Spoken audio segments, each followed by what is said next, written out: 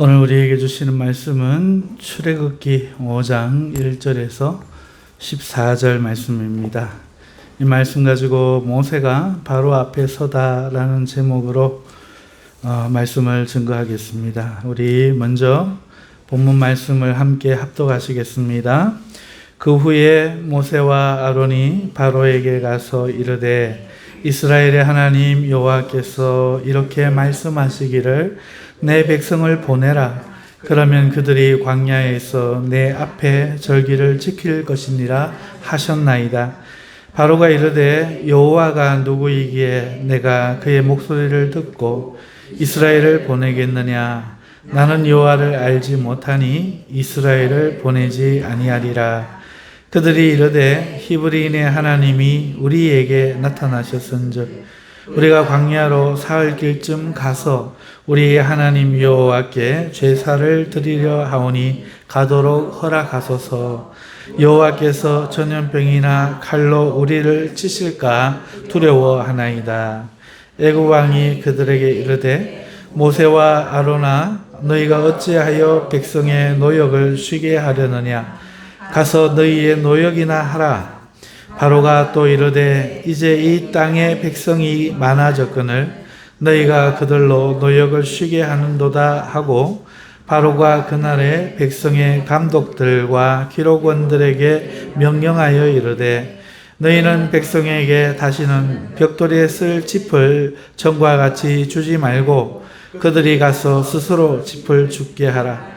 또 그들이 전에 만든 벽돌 수요대로 그들에게 만들게 하고 감하지 말라.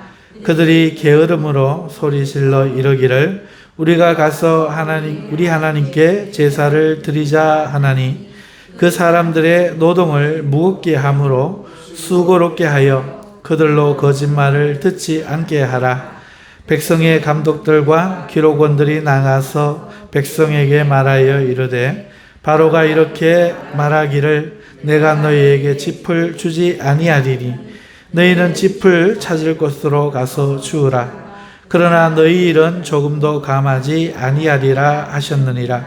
백성이 애굽 온 땅에 흩어져 곡초 그루터기를 거두어다가 짚을 대신하니 감독들이 그들을 독촉하여 이르되 너희는 짚이 있을 때와 같이 그날의 일을 그날에 마치라 하며 바로의 감독들이 자기들이 세운 바 이스라엘 자손의 기록원들을 때리며 이르되 너희가 어찌하여 어제와 오늘에 만드는 벽돌의 수요를 전과 같이 채우지 아니하였느니라 하니라.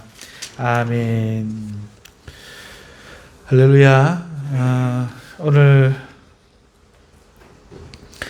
모세가 드디어 바로 앞에 서는 장면을 우리는 지금 보고 있습니다. 그리고 예상한 것과 같이 그의 사역이 바로에 의해서 거절되는 장면을 우리가 보고 있는데요. 굉장히 이스라엘 백성과 지금 애굽 그리고 그 애굽을 대표하는 이 바로 사이에 깊은 골과 장벽, 둘이 양립할 수 없는 어떤 위기의식을 오늘 본문에서 발견할 수 있죠. 그런데 처음부터 이들의 관계가 그런 것은 아니었죠.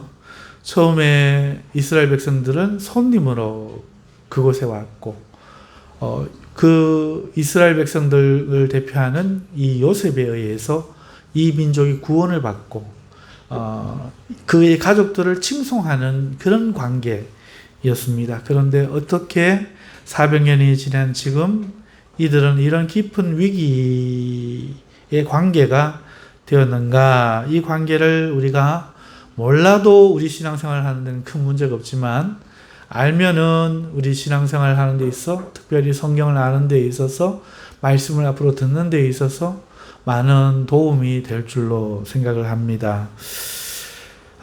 이집트는요, 우리 성경에서 참 애굽이죠. 애굽은요, 주님 모시기 3200년 전 정도 전에, 그 함족이 나일강 유역, 이집트 남부 지역이죠. 거기에 정착하면서 시작된 고대 문명 국가입니다. 고대 문명 국가. 고대 문명의 발상지라고 하는 데가 몇 군데가 있는데요. 그 중에 하나죠. 이 지역의 특징을 이야기하라고 하면은 단연코 나일강을 들 수 있을 겁니다. 그리고 이 나일강은요, 해마다 범람을 해요. 해마다 범람을 합니다. 하루에 확 범람하는 게 우리나라처럼 폭우로 인해서 범람하는 게 아니고 점점 수위를 높이다가 어느 순간에 범람을 합니다. 그리고 어느 시간이 지나면 다시 들어가죠. 그때 강물이 쏟아져 나온 그 토해냈던 그 흙들이 땅을 비옥하게 해서 로마에까지 곡식을 수출하는, 남아서 곡식이 모자라던 시대에 남는 곡식을 수출하는 그런 아주 풍요롭고 부유한 나라인데 이 나일강을 들 수 있겠죠. 그 배경에는 이런 나일강이 있다. 그리고요, 이 강물의 이 범람을 극복하기 위해서 치수를 계산하다 보니까 천문학과 수학이 발달하게 됩니다.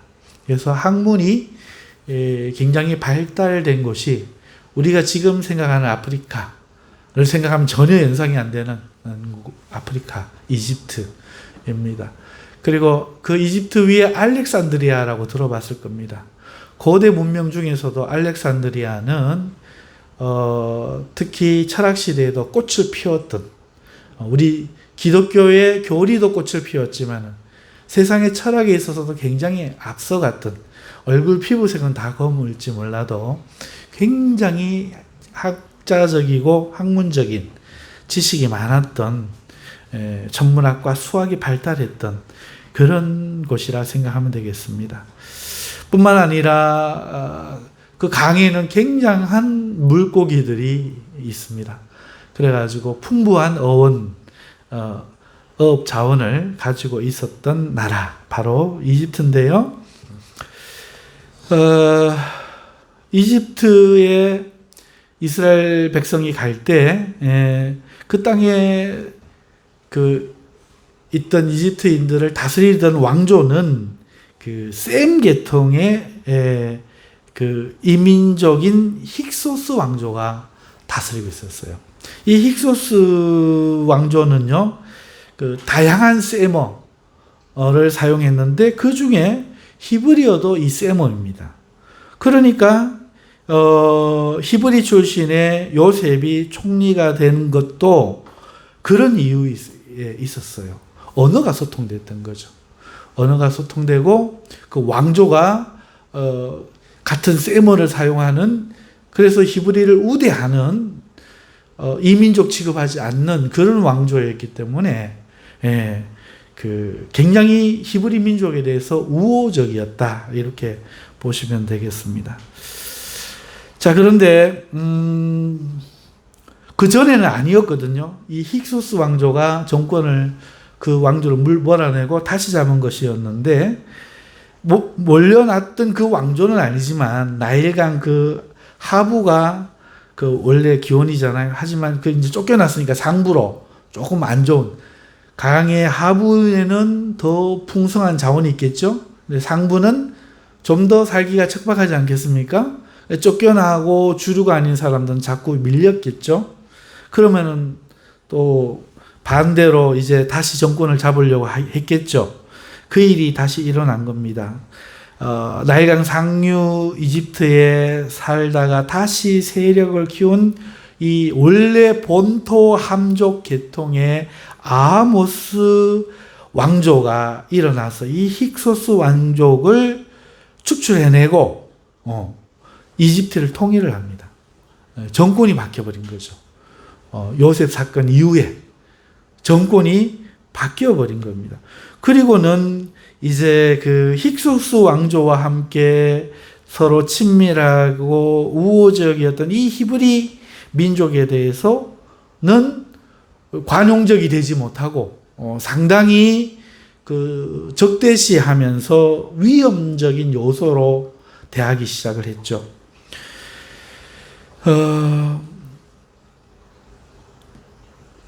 모세 이야기도 이때부터 시작하는 거예요. 이 왕조가 들어서고 나서부터. 요셉을 알지 못하는 애굽의 왕이 들어서다는 말이 바로 이런 사실에 근거하고 있고요. 자, 그럴 때 이제 모세가 태어났고, 모세가 죽을 위기에 처했고, 그 과정을 이제 우리가 성경을 통해서 보았습니다만은, 그러고 나서도 지금 80년이 흘렀죠? 80년이 흘렀고, 이 지금 바로 앞에 섰을 때 모세의 나이가 80이 넘었고, 이 왕은, 왕자인 이 모세를 알지 못하는 아멘호텝 2세였어요.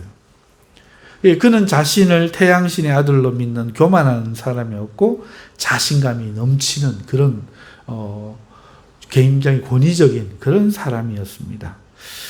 자, 이런 관계 속에서, 이스라엘 백성과 모세, 그리고 새로이 들어선 왕조와 애굽은 이제는 적대적인 그런 관계가 되어서 이제는 더 이상 하나가 되고 화목하게 살아가기는 참 어려운 그런 환경이 되었다. 자, 희한하죠. 오늘 오전에 때 말씀을 드렸는데 무슨 때가 지금 변한 거죠. 때가 변한 거예요.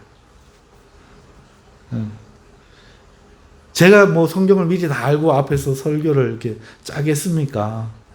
저는 그냥 하는 대로 해나갈 뿐인데, 설교를 하면서도 깜짝 놀래요. 아, 이거는 하나님이 하시는구나.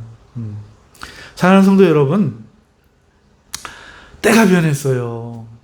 환영받으며 갈 때가 있었지만, 이젠 박해받으며 나올 때가 된 거죠. 이 말씀을 들으니까 예수님이 생각이 나는 거죠. 어느 동네에 가서 너희가 복음을 전할 때 환영할 때 머물며 복음을 전하지만 너희를 박해하거든 다른 동네로 떠나라. 때를 따라 살라. 이 말씀이기도 하죠. 그 말씀도 그 말씀이구나 이렇게 깨달아집니다. 사랑하는 성도 여러분, 자, 이게 때가 달라졌는데 모세가 자기 백성을 잘 돌봐달라고 한들 들어주겠으며, 앞으로 거기에 남은들 좋겠으며, 가겠다고 한들 보내주겠습니까? 이건 처음부터 될 일이 아니죠. 이건 처음부터 어떻게 될 일이죠? 그렇습니다. 주먹으로 때릴 일이죠. 하나님께서 이놈! 하고 때릴 일인데 하나님은 그렇게 시작하지 않습니다. 하나님은 항상 선지자를 보내서 누군가를 멸망시킬 때도 경고부터 하고 심판을 먼저 얘기하고 하시면서 오늘도 결국은 그 장자를 치고 애굽에 재앙을 내려서 이끌어내실 거, 하나님이 권능으로 안 되는 게 어딨어 내가 한다는데 하고 끄집어 내실 거지만, 갈 때는 막 겁이 나갖고 금은 모아 챙기고 양 주고 막 이래갖고 보내잖아요. 항복 이렇게 손 들고 막 보낼 건데 처음부터 그래 안 하시고 그렇게 하면 뭐라고 하겠어요? 뭐라고 하겠어요? 하나님은 폭력적이다, 나쁜 시이다 이럴 거 아니야. 그러니까 하나님께서 처음부터 좋은 말로 보내라. 다 과정을 거치고 과정을 다 거쳐놓고 결국은 본성대로 못 보내. 하나님 그때서야 이제 힘으로 이제 하셔가지고 나 처음부터 말했다 이러고 싹 끄집어 내시죠. 참 멋쟁이. 그럴 값에라도 지금 모세는 이러한 하나님의 지혜 아래서 그 때를 따라 모세에게 보냄을 받아 하나님의 백성을 보내라는 하나님의 전언을 전하고 있는 것입니다. 자, 그렇지만 바로는 거절하죠. 그 내용은 1절과 2절에 잘 적혀져 있는데 모세의 요청 앞에 내 절기를 지키리라 하는 요청 앞에 바로가 여호와가 누구냐? 도대체 여호와가 누군데? 듣도 보도 못한 듣보잡이로소이다. 이렇게 이야기하는 거죠. 내가 그의 목소리를 듣고 이스라엘을 보내겠습니까? 존댓말 안 했겠죠. 나는 여호와를 알지 못합니다. 이스라엘을 보내지 않겠습니다. 했지만은 아주 교만하게 이야기를 했을 겁니다. 이것은 모세의 말은 바로의 말은 진심이에요. 바로의 말은 진심인데 모세의 말은 진심이 아니죠. 절기 지키러 간다. 이거 진심이 아닙니다. 이건 표면적인 말입니다.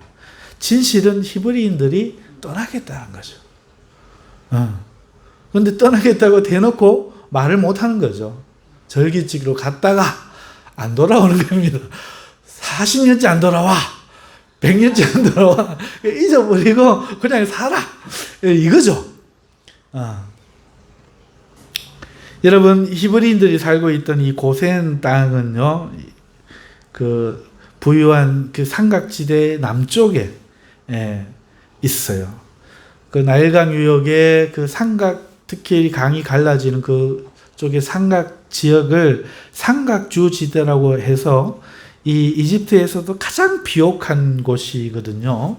특별히 고센이라는 곳은요, 풀이 너무너무 잘 자라가지고 양을 치기에 굉장히 적합했기 때문에 이스라엘 백성들에게 줬어요. 이스라엘 백성들에게 줬는데 이스라엘 백성들이 목축업이 그 주업이잖아요. 목축업이라는 것은 소떼, 양, 염소 이런 걸 키우는 거거든요. 타조는 키웠는지 모르겠고 개 키웠는지 모르겠는데 어쨌든 짐승들을 키우는 이 사람들은요, 이 풀을 따라 이동해야 돼요. 정착하지를 못합니다.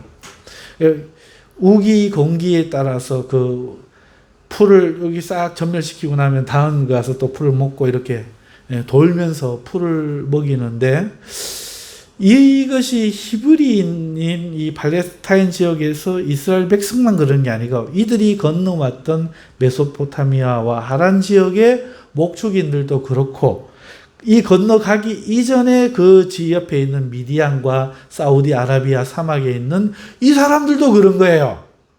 근데 사우디아라비아에 등장하는 게 유명한 사람들이 누구 있어요? 신바트도 유명하지만은 아라비안 나이트의 도적대가 또 유명하죠. 이야, 이 도적대가 왜 유명하냐?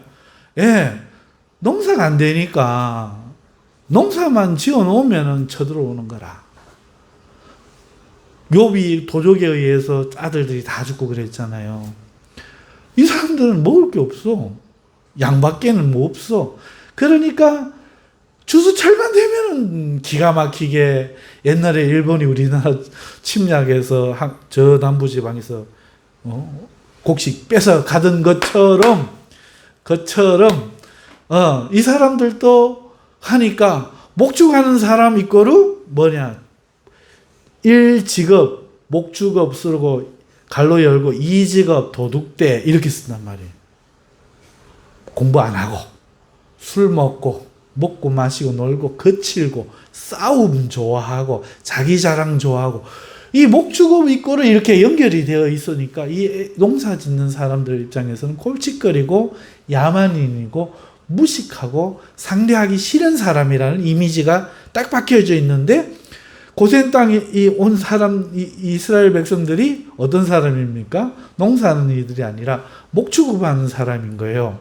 그러니까 고센 땅을 딱 줘놔놓고는 그 고센 땅에 살라 그러고 안 가는 거야. 이미지가 그러니까 저들하고 안 어울려야지.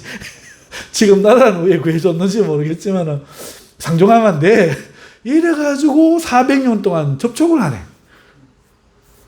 그러니까 혈통이 유지가 되고 신앙이 유지가 되고 문화가 유지가 되고, 그런 가운데 풀이 많으니 양들 잘 크고 걱정 걱심없으니 이스라엘 민족도 생산을 날마다 잘하고, 이래갖고 순식간에 막 불어나기 시작하는데 수가 한 150만에 이르는 엄청난 수로 불어난 겁니다.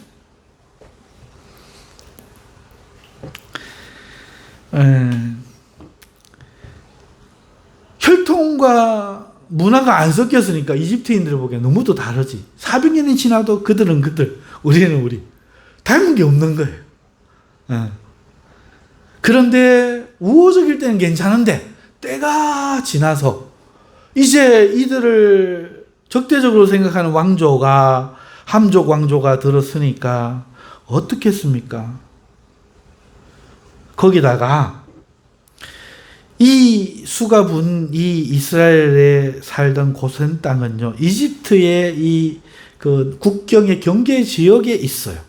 그러니까 만일 이 떠났던 힉소스 왕조가 이들과 손을 잡기라도 하는 날에는 정말 그냥 문을 여는 것과 다름없고 히브리인들은 굉장한 위협 요소가 아닐 수 없는 겁니다. 그러니까 가까이 더 할 수가 없는 거죠. 절대로 앞으로도 좋아질 리가 없는 거죠.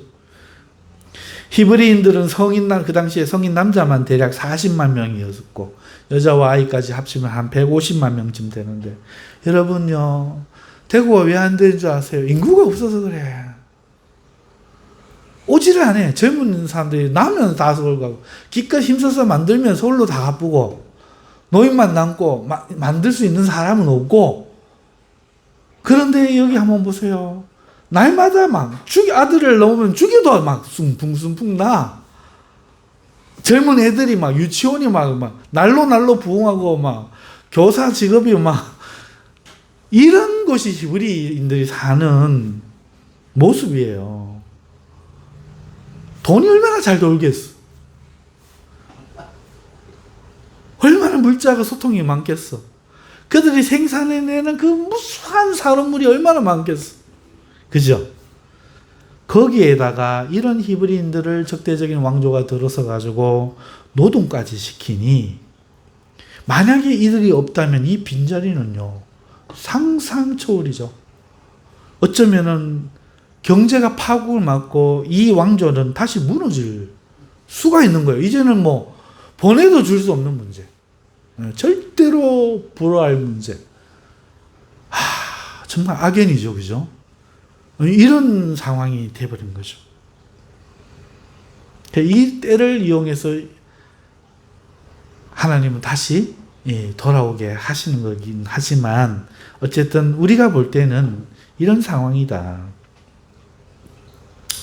자, 다른 왕조와 쫓겨나는 왕조와 손잡을까 걱정도 되고, 모세가 지금 돌아와가지고 지금 선동을 하고 이러고 있는 상황인데, 이 선동하기 이전에도 이 민족이 나가면 어떻게 하나, 적과 손잡으면 어떻게 하나, 이런 걱정이 있었기 때문에 이 새 왕조는요, 그들에게 없던 노동을 시킵니다.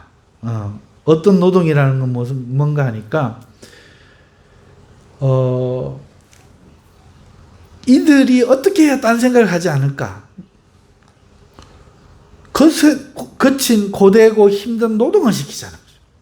그래갖고 아침에 눈 뜨면 일을 시켜갖고 눈 감으면 막 그냥 머리만 대면 자도록 만들어가지고 딴 생각 일절 하지 못하게 만들어버리자라고 하면서 내놓은 것이 국고성, 비돔과 고센, 비돔과 고센에 있는 이 라암셋이라는 이 국고성을 건축하는 거예요.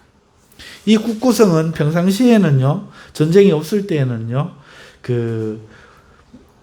어떤 외국과 무역하거나 아니면은 혹이라도 모를 기근이 닥쳤을 때 대비하기 위한 이 타작한 곡식을 보관하는 곡식 창고로 쓰고, 또 전쟁이 일어나면은 이 군량, 이 군사들의 식량, 군량이나 병장기를 현지에서 신속하게 조달할 목적으로 미리 비축해 두는 창고가 그 용도입니다. 그래서 큰 국고성 두 군데를 비돔과 람셋은 고센 땅에 있고요. 거기에 이렇게 지금 세우는 일에 이 히브리인들, 이 남자들을 해서 너무 잘 나으니까 인구도 줄일 겸 그렇게 이제 힘을 못 쓰도록 막 시키고 있었는데, 모세가 오늘 와서 이런 말을 하는 거예요. 우리가 하나님을 섬기러 나가야 되겠다. 절기 지키러 나가야 되겠다. 하나님 보내라 하셨다.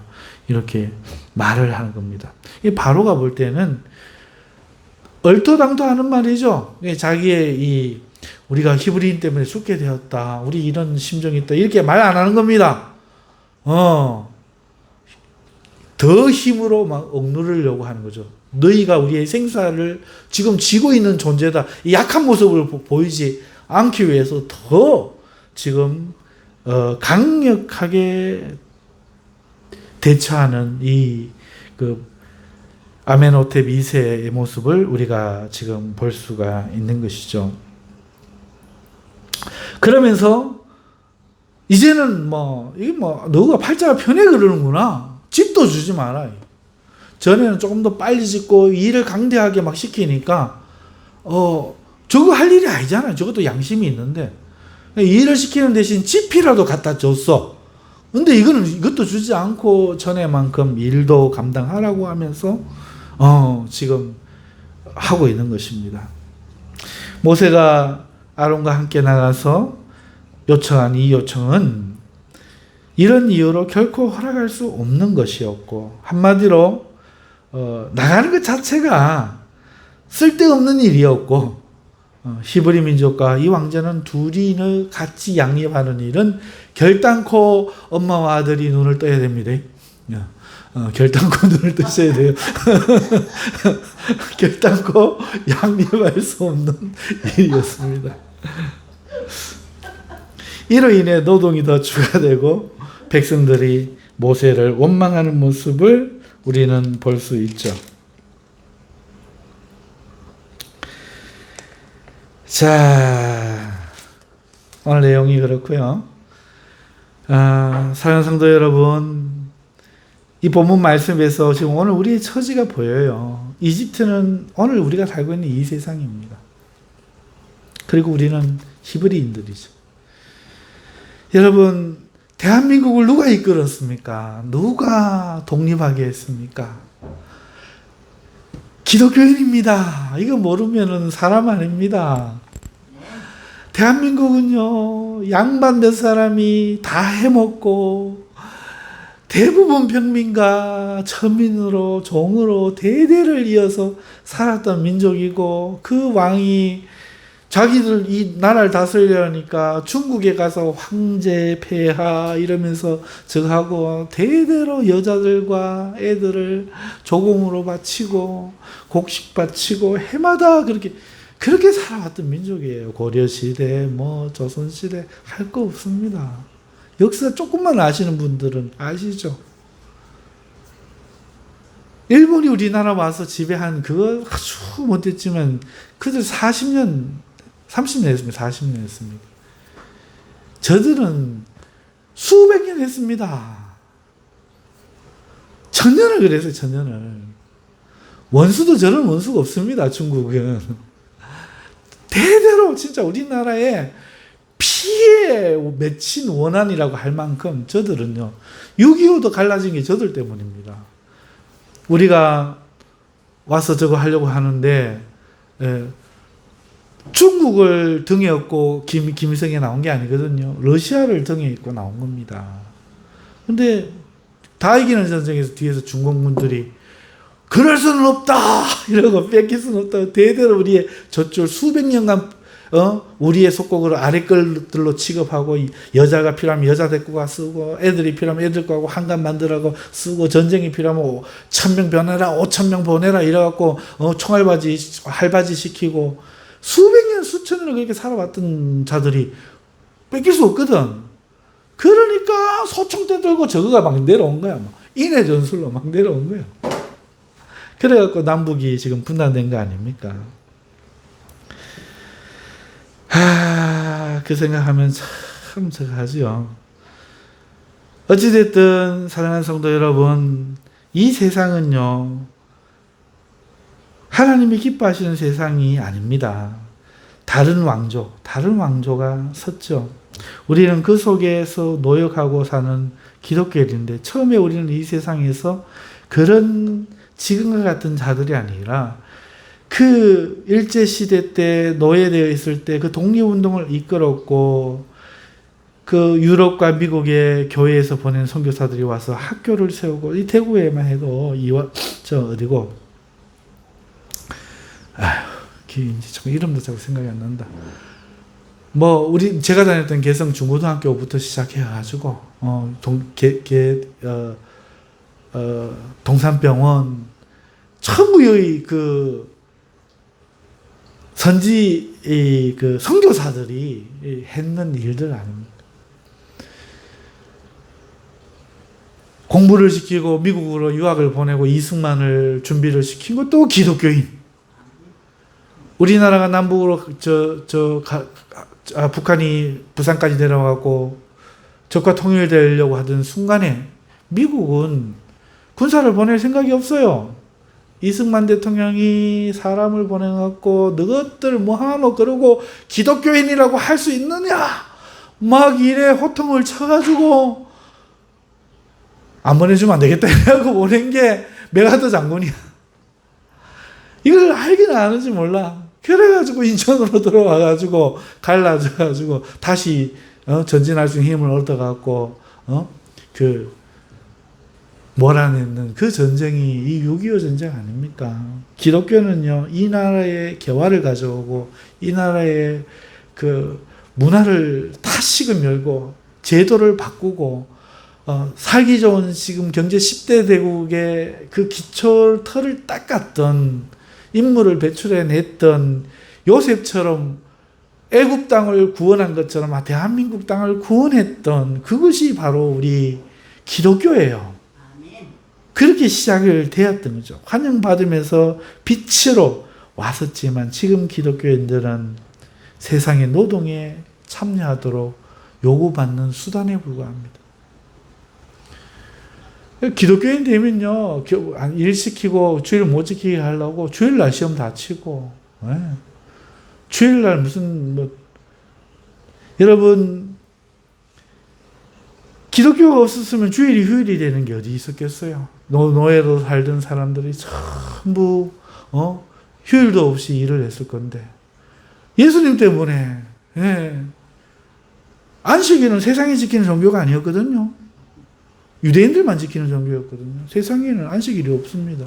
그런데 예수님 때문에 주일이 생겨가지고 온 세계가 지금 주일날 놀잖아. 그런데 그거를 모르고 이제는 기독교인들이 주일을 지킬 수 없도록 산업 구조를 만들고 가게를 하니까 일을 해야 된다. 직장에 뭘 해야 직장 나가야 된다. 시험 뭐 하려고 하니까 가서 시험 쳐야 된다. 그러면서 이 기독교인들을 지금 억압을 하고 있는 거죠.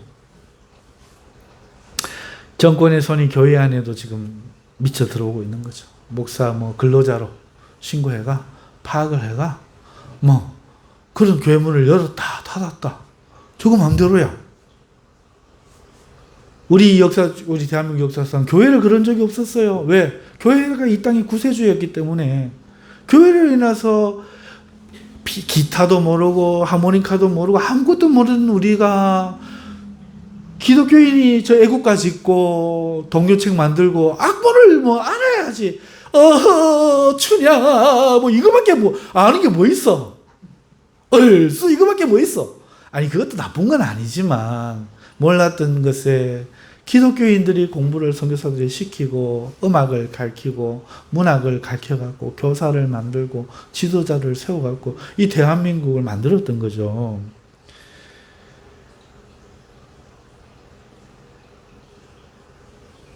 그런데 지금 기독교는 교회가 마음대로 정권이 교회를 마음대로 문을 열고 닫고 조정하는 것을 점점 만들어가는 점점 교회도 이래야 된다 저래. 그 비치던 시절에는 교회를 향해 누구도 그러지 않았어요. 데모하던 사람이 교회로 쫓아가면은 경찰도 안 들어왔어. 농담 아닙니다. 안 들어왔어요. 지금은 주일날 예배 하나 문턱 열고 들어가고 코로나인데 왜 예배합니까 이런다니까. 실제로 있었던 일이에요. 점점점 히브리인 우리는 노예가 돼가고 기독교인인 우리는 노예가 돼가고 저들은 적대적인 왕조가 들어서갖고 교회에 막 표나 막 찍으라 하고 막 그런 거죠. 여러분 이 모습이 보여야 돼요. 왜 그럴까요? 왜 이렇게 될까요? 때가 되었기 때문이에요. 무슨 때? 출애굽을 할 때 무슨 출애굽? 제2의 출애굽이 있어요. 예, 주님 재림요. 아멘. 재림 때가 되어서 저들이 안색이 변한 거야. 이제는 교회를 놓을 수도 없고 교회가 없어서도 안 돼요. 하지만 그거를 인정할 수가 없어. 이 세상은요, 우리를 더욱더 힘들게 할 겁니다. 박해할 겁니다. 박해가 더해갈 거예요. 그럴수록 우리는 이 세상에 환멸을 느끼겠죠. 환멸을 느끼겠죠. 여러분, 그렇지만은 우리 국민들, 우리 기독교인도 나갈 생각 없고 저들도 놓을 생각이 없겠지만 열재앙과 같은 계시록에 기록된 7 재앙, 7 나팔재앙, 7 대접 재앙이 있은 후에 출애굽이 있을 겁니다. 주님이 임하실 거예요. 공중구름 타고 오셔서 우리를 데리고 제2의 출애굽을 하시는 거죠. 그러니까 이 출애굽, 오늘 기록된 이거는 실제 역사이면서도 오늘 우리 뒤에 있을 미래의 출애굽에 대한 청사진으로 우리에게 보여주는 겁니다. 때가 되어서 우리가 이렇게 기독교가 박해를 받고 빛이었던 우리가 부끄러움과 수치의 이름으로 불리고 우리가 선 곳이 좋은 곳이었는데 환영받고 인기 있던 곳이었는데 모멸받고 조롱받고 그러면서도 미움받는 것이 되었다면 점점 더 출애굽되어 가고 있는 이유, 출애굽 때가, 재림의 때가 다가오고 있는 이유인 줄 믿습니다. 그러므로 정신 차려야 돼요, 여러분. 레슬링 선수가 되겠다, 거기서 사업에서 돈을 벌겠다, 예, 좋죠. 하지만 거기에 정신 팔리면 안 돼요. 우리는 히브리인입니다. 우리는 기독교인입니다. 내가 서야 될 것은 하나님을 믿는 자리입니다. 박해는 당연히 있고 앞으로 더 있을 겁니다. 결코 좋아지지 않을 거예요. 출애굽 때가 가까이 가기 때문이죠. 정신을 차려야 됩니다. 세상에서 인기 없고 명예 없고 돈 많이 벌고 잘 살 생각을 아예 버리세요. 그러면 주님과 멀어져요.